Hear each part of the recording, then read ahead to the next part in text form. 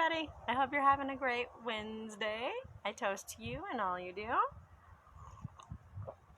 Cheers. And so we have some full moons coming up this month. I figured I would take a minute. Let's talk about the full moons.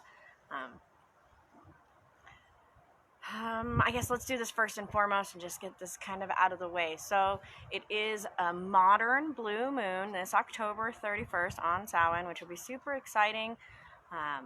But let's talk about why I call it a modern blue moon, because I think this is something that's super important to just kind of get straight for historical and magical and energy reasons. So traditionally, the Native Americans and other cultures called it other things, but traditionally, Native Americans would have called there's a dragonfly. The third blue moon in a season with 4 full moons, the blue moon. This is something that doesn't happen all the time. It actually, there's some kind of mathematical equation. I think it's once every 3 point something years. But then there are technically 13 full moons from one solstice to the next solstice. So before our modern calendar, and the Romans created this modern calendar to put together their government calendar and their religious calendar, and to put them together and to kind of clear up any of the moving days. So they created our modern calendar, which is a solar calendar. Our ancestors, however, all used a moon calendar and based the dates off of the moon, with the year being represented from solstice to solstice.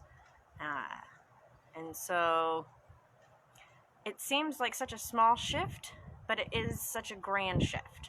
Our ancestors would not have known what the 30 days of the month looked like, and it would not have influenced their magical calendars.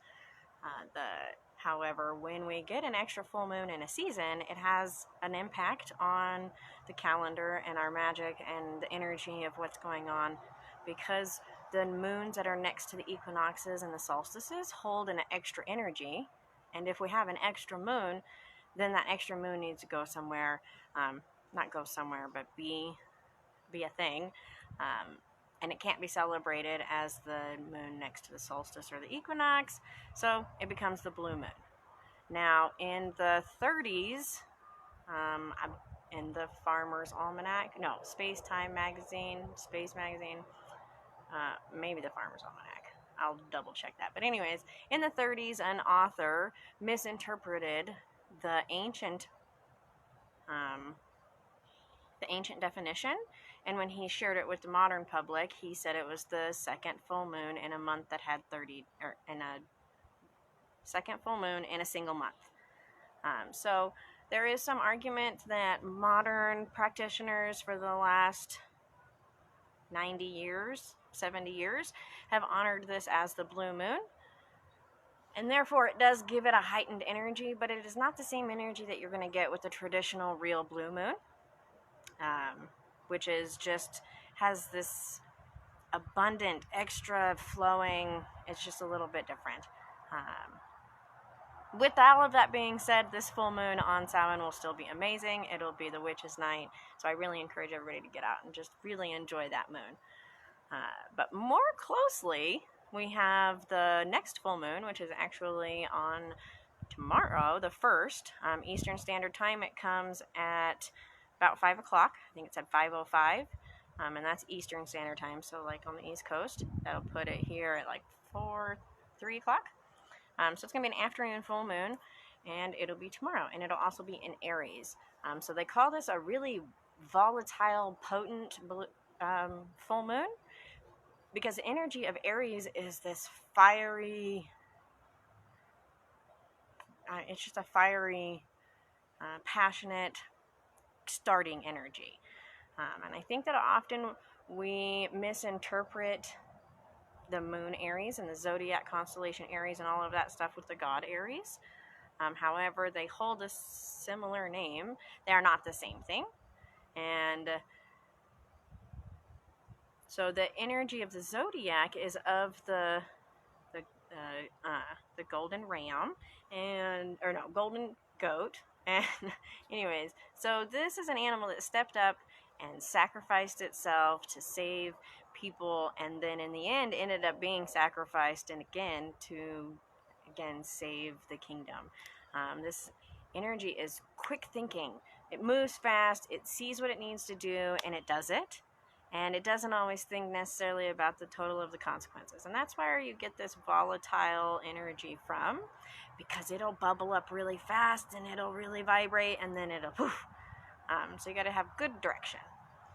This is a great moon to do like some moon water. That would be great for potions that you want to do to start something new, to give something a kickstart, fire up that energy. I would use like a red bowl just because of that fiery energy. It'll help bring that in. Set it out in the moonlight to absorb that full moon, and then bottle it before the sun comes up, so that way it doesn't see the sun.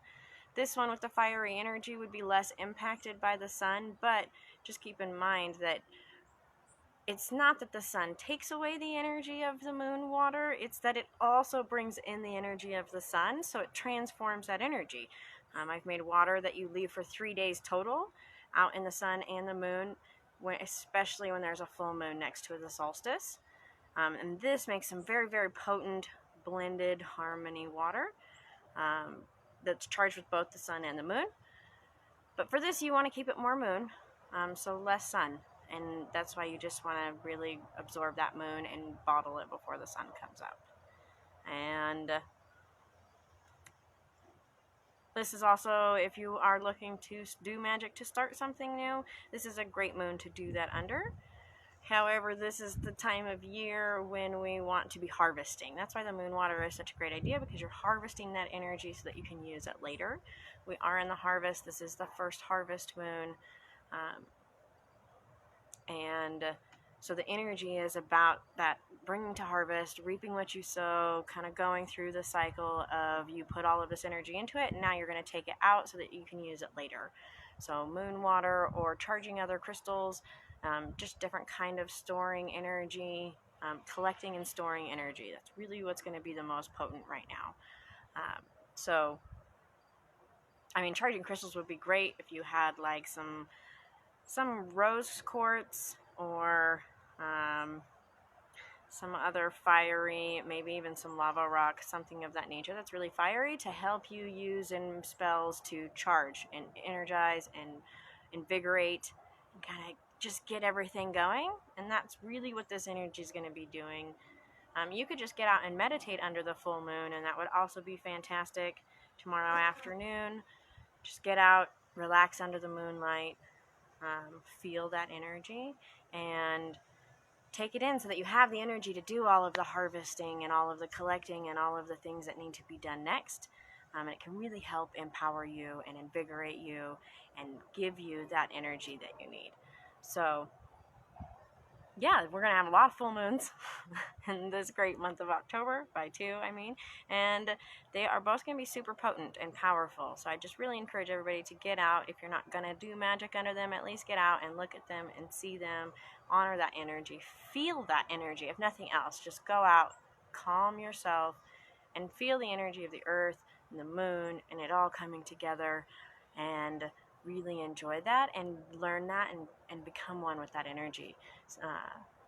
Yeah, and then charge a stone. Maybe make some moon water. Whatever tickles your fancy. I hope that everybody is having a fantastic end of September. I'm really enjoying fall.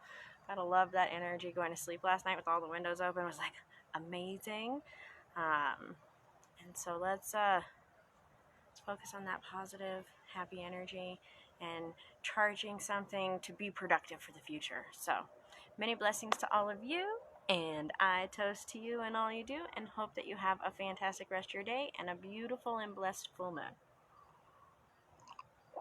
Don't forget to check out the podcast and the group and the page and the many, many things that we've got going on all over the place. Everybody's working like busy little bees to get everything ready, and share stuff and just get it out there with you. So don't forget to subscribe to everything, and we will talk to all of you very soon, and have a blessed full moon.